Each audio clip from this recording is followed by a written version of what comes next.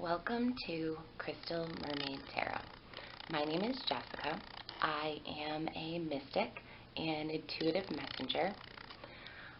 I utilize the tools of tarot, specifically the Tarot of Mermaids, along with the energetic, healing, and metaphysical properties associated with crystals, rocks, and gemstones.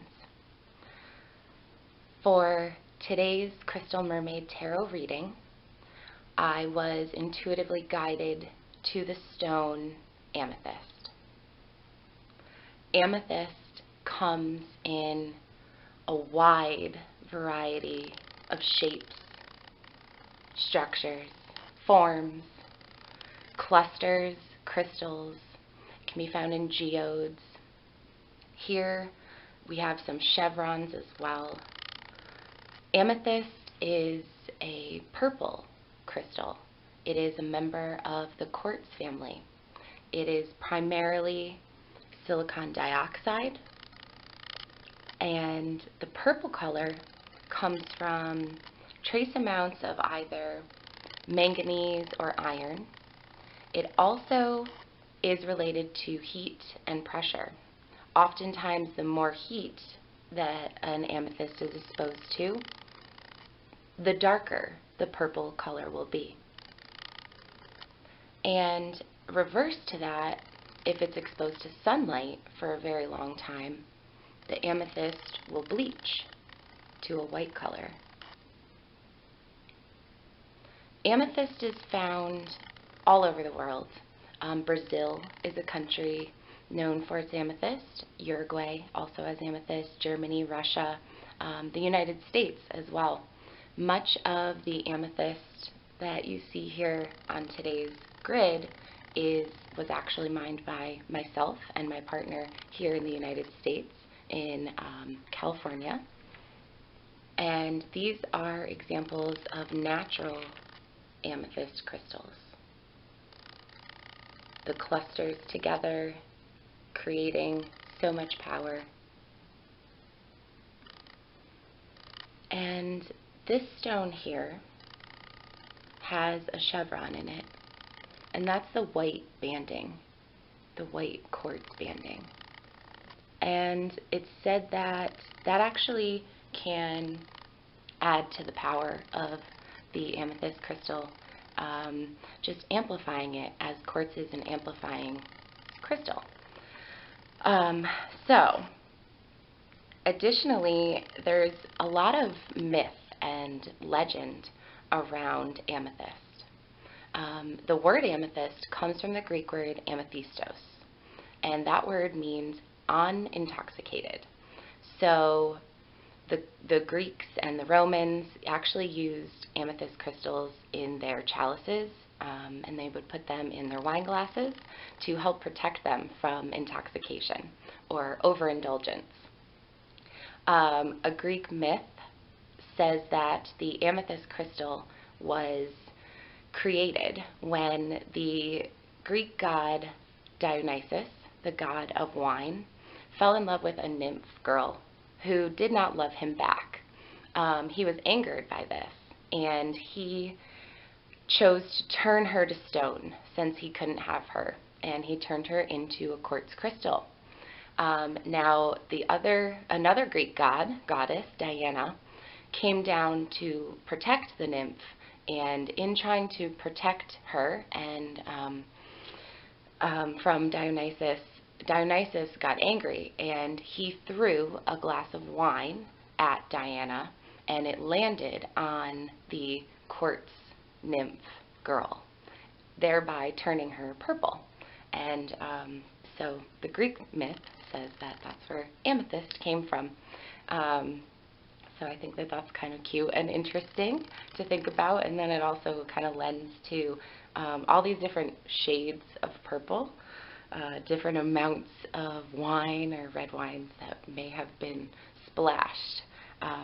Just creativity and a lot of imagination going on there. So the energy of the amethyst is quite creative. It's passionate, as you can imagine. It was born out of passion. as a stone. The energy is protective.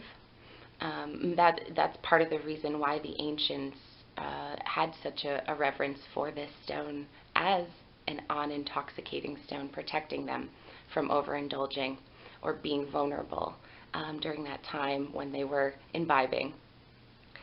The amethyst is a very powerful crystal because it is a member of the quartz family.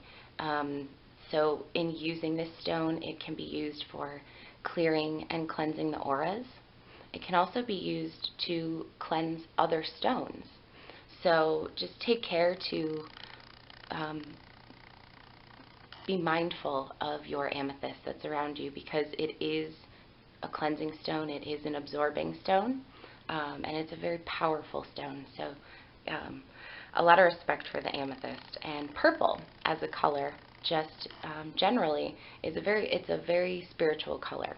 It's thought of, it's related to a lot of different religious beliefs, and for example, in the Christian church, they wear purple, in the Catholic church specifically, they wear purple during Easter, when Jesus was resurrected during that time. Additionally, purple is the color of the crown chakra, and amethyst is a stone that can help release your inner intuition and awaken your crown chakra. It is also associated with the third eye, and it's an intuitive stone as well. Additionally, amethyst is the birthstone for the month of February, so it can be a wonderful stone for Pisces or Aquarius or anybody born in the month of February. I particularly love amethyst because purple is a color that I strongly resonate with. So amethyst is a wonderful, wonderful multi-purpose stone and very, very powerful stone. For this reading, I was called to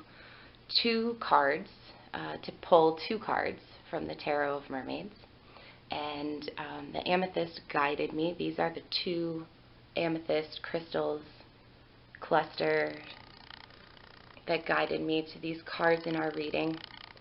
Before I pulled these cards, I asked the universe to clear the energy, clear my energy, clear the space, called in all my guides and my angels, the four directions. Honor and acknowledge that which is within us and all around us. The first card that was pulled for this week's reading is the Emperor card. The Emperor card is number 4 in the major arcana, and the Emperor card represents strength, virility, willpower, the ability to lead, to change.